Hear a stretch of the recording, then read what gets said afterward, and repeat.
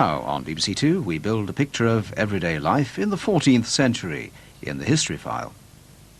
Adoptable trees are for fundamental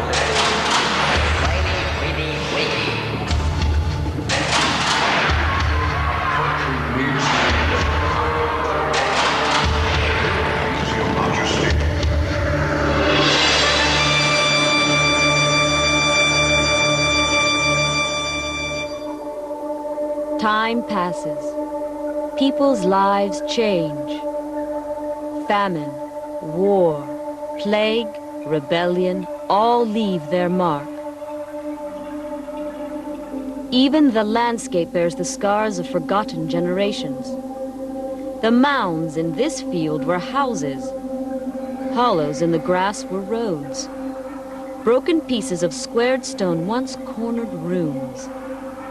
All evidence of a once thriving village, Warham Percy. One of 3,000 deserted medieval village sites in Britain. But who lived here? And how did their lives change through time? William Jordan is accused of bad ploughing of the Lord's land. Fined sixpence. Henry Tucker refused to thresh the lady's corn. Fined fourpence. John Jost let Peter, a stranger, stay at his house without permission. Fined tenpence. Villains, the peasants of medieval England, could neither read nor write. They leave no written record. But from the evidence that does survive, a picture of their life emerges. How they lived, tied to the soil, how their lives and labor were bound in service to the lord of the manor. For you see, in England it is custom for the nobility to have great power over the common people, that they are bound by law and custom to plough the fields of their masters, harvest the corn, gather it into barns, thresh and winnow the grain. In Warham Percy, the local lords were the rich and powerful Percy family. So what might life have been like as Lord Percy's villain? This morning I mixed barley flour with pig's blood and made a fine pudding. And I tell you true, right this moment, we want for nowt. Now, Tosh, we want for coin to give my lord that I might not work his fields. We make ends meet. We must pay to be married, pay to be buried, pay for being at court, pay for not being at court, pay to visit market, pay to sell our ale, pay to grind corn. Only thing we don't pay for's breathing. We've got our own land. Not enough to feed us when times are rough. Enough for our children to marry well. Not enough for our sons to share. By the grace of God and help of our friends and neighbours, we will survive. Archaeologists began excavating Warham Percy in the 1950s. They uncovered a manor house and 30 peasant houses, all much alike.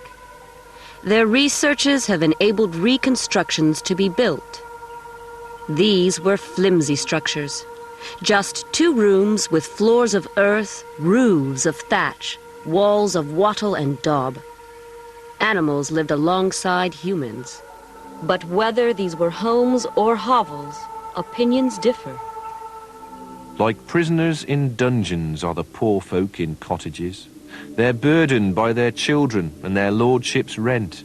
You see them brewing porridge for a screaming babby, or spinning for a twopence that's too soon spent. The woe of those in hovels dwelling makes me weep so in the telling. It's true, we have little. Yet 'tis not my way to moan and play the mincing grumbler. I know contentment, sitting with my children, or trading quips with neighbours, for we have a roof over our heads. And though the animals smell and the peat smoke from the fire is very clogging, for we have no chimney, yet we have a roof over our heads. And I will work very hard to keep our house clean. I will sweep the hearth daily and throw the embers on fields, or mix it in pig's swill, for pigs know the value of a full belly. They'll not turn their noses up and play all high and mighty. Clues found by archaeologists at Warham Percy support much of what she says. Life may have been difficult, but people were determined to keep up appearances. We found the dirt floors had been worn down from constant sweeping. And we found household rubbish out in the fields, so they obviously tried to keep things clean. And though they can't have had many luxuries, we did find keys and door locks, suggesting they owned possessions they cared about. Also needles, thimbles, scissors, spindle whorls for spinning, and various types of household pottery. I would sit as a noble woman does all day with embroidery and gad about without caring world. That would be grand. But I have no time. The vegetables and chickens I must deal with, and spinning and selling ale I brew. It will be better when children be old enough to help us. Mary, she's 4 now. Already she's fetching water and scaring birds. When I'm alongside Robert in the fields, we lie babbies nearby where we can hear 'em. And I'll wrap an ember of coal in their swaddling clothes to keep 'em warm. And sometimes the coal burns right through and there's an awful yelping and the poor thing's burnt as a boiled capon. Oh, there are good times. Beyond the houses at Warham Percy lie the fields. In medieval times, these fields were subdivided into strips. Each villager would work a number of strips scattered across the village lands. Life was paced by the seasons. January, By this fire I warm my hands. February, With my spade I dig my lands. March, The time for romancing, and April. when the songbirds sing. Spring's time for planting. My lord's fields first, of course, and then our own. Oats, barley, peas, beans. It's done all across village at once. So come autumn, we can harvest all crops together. But first is ploughing. Hate ploughing. Up to your ankles in mud. Cold, cutting through your coat like it's made of cheese. My 4 effers straining at plough, so feeble and thin, you could count every rib. In May, I'm light as bird in tree. in June, I watch my corn grow free. July, My meadow I must mow. and August. Shear that corn full low. A good harvest will keep famine from door for a full year, but it's hard work. All but sick and lame out in fields, children and all. You cut grain, gather it, pile it high on wagons, you need a ladder to reach top. And if that don't kill you, watch out for that cart as it lumbers its way back across field. We have to use Lord's mill to grind corn for flour. He takes his cut of everything. If I could buy my freedom. Ah, but he's not a bad man. Free cup at harvest supper. September, Flail to earn my bread. October, See the trees turn red. November, Time to kill my swine. December. Christmas, sloshed on wine. We can't afford to keep animals for dairy. We butcher them, salt them, smoke them. But you have to make them last. Winter can be rough. Last year, lousy harvest, skinny animals. I had to go poaching, rabbit and game. And once I were by mill pond and I spied this fish. Tench it was, so bonny and bright. And I lay down on that bank, and just with me hands, easy as pie, I caught that tench and carried it off. So the seasons and the years went by. People accepted their lot and made the best of it. Change seemed a long way off. Certainly no one expected the dramas just waiting around the corner.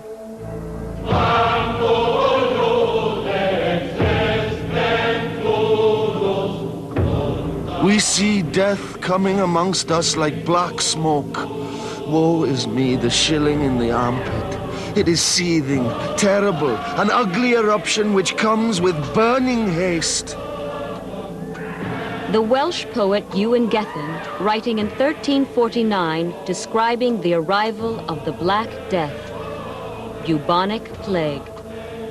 Between 1348 and 1350, this disease killed off somewhere between 1/3 and 1/2 of the population of Britain. The sickness fell upon all classes. The rich passed out of this world without a single person to comfort them. The poor fell sick by the thousand. The terror was such that brother fled from brother, wife from husband. Yea, worse still, parents refused even to nurse their sick children. It travels, they say, in bad air, a cloud of mist destroying the land it passes o'er. We'd heard rumours long before it reached this far north, but just last week, Patrick at Carter, he was first. He'd been in York, told us terrible stories of bodies lying in streets. And now it seems he's marked out too. Swellings, big as eggs, big as apples, in his groin and armpits. And then boils spreading in all directions and black spots on his arms and thighs. There are some in the village that want him burnt, truly, though he's not yet dead. The cause of disease was a mystery. In fact, it was spread by rats. Their polluted blood was drunk by fleas, and the fleas passed the disease on to humans. The plague spread so quickly that at its height there weren't enough living to bury the dead.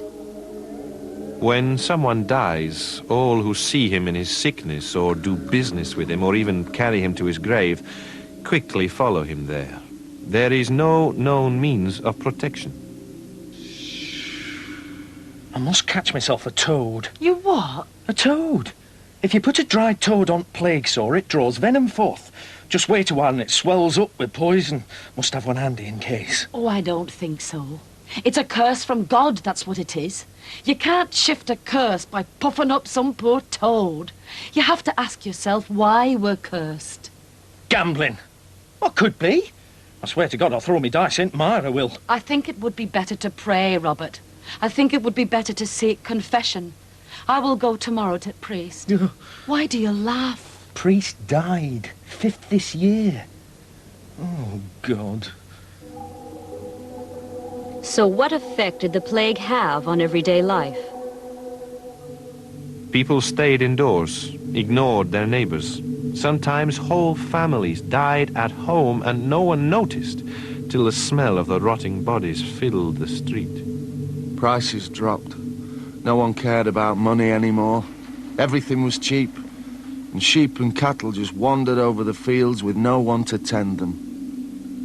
In the village of Rue in Wales, two brothers, Maddock and Kenrick, exploited the plague by stealing 3 oxen and 3 cows from the house of Almar. Cities fell into ruin. Villages became desolate, with no houses left in them. You couldn't find a labourer for love nor money. And then my husband died. When first swelling appeared, he would not let me near. And when I would approach, he left the house, stumbled away. I never saw him again. I sat and waited my turn, but death never came. My brother is yet alive, and 2 of my children. We feel somehow blessed, though we know not why we have been chosen. That village is very quiet. Half the people we knew, dead. And my Lord Percy, dead. There are some who say now we will flourish. All this land and no people. You can buy a horse for 6 shillings that were once worth 40. We could lease some land cheap. Do all right. The plague created a shortage of workers. This gave those that survived an advantage. They could insist on higher pay. To protect the landowners, the government passed laws to try to keep wages down. Workers are idle and not willing to work without outrageous wages. Therefore, we insist that these servants work for wages as low as they were in 1347, before the Great Plague. But the workers wouldn't listen, and the landowners could do little. If they didn't meet the laborers' demands, their crops were left rotting in the fields with no one to harvest them. Over the next 30 years, wages stayed high, prices stayed low. With times so good, how much did people's lives change? You get as much for herding cows as a master bailiff used to get in your dad's time. Yes, Mother. We had beans and rough corn.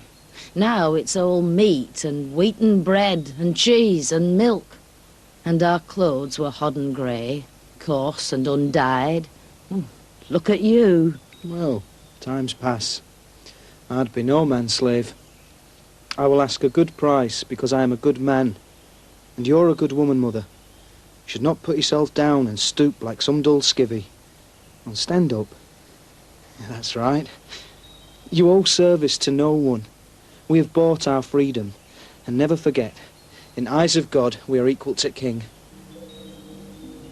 There's little record before the late 14th century suggesting people thought like this.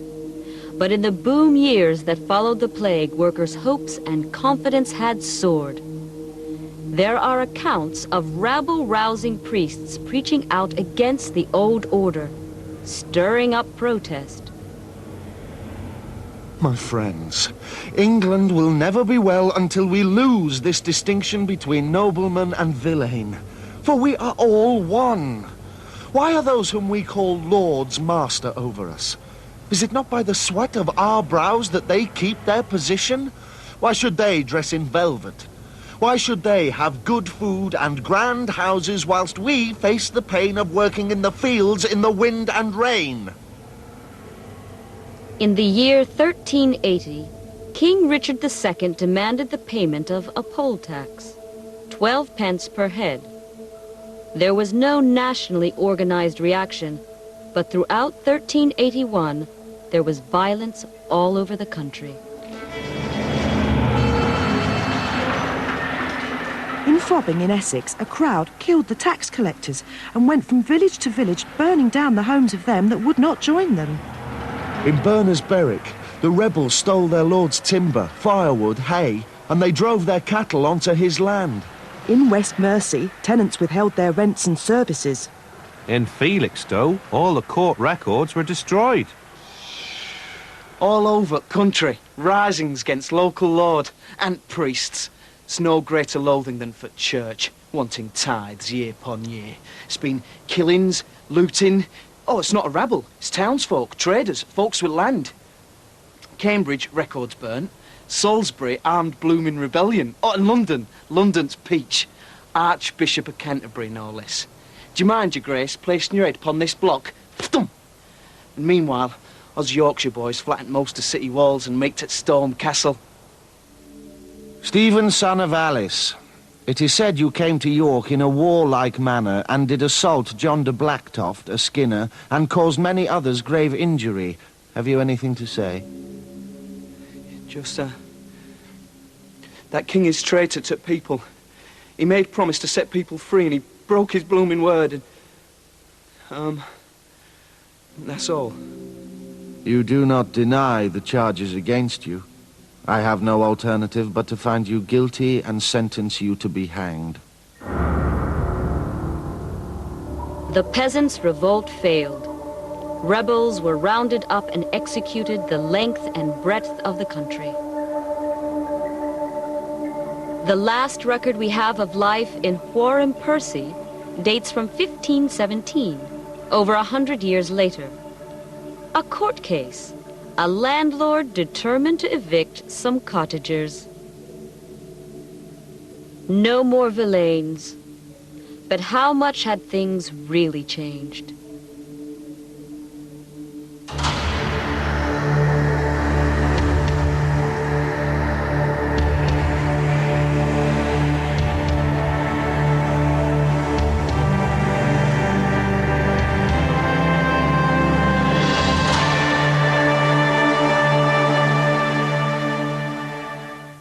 A programme guide to Historyphile Medieval Realms is available by ringing 081 746 1111.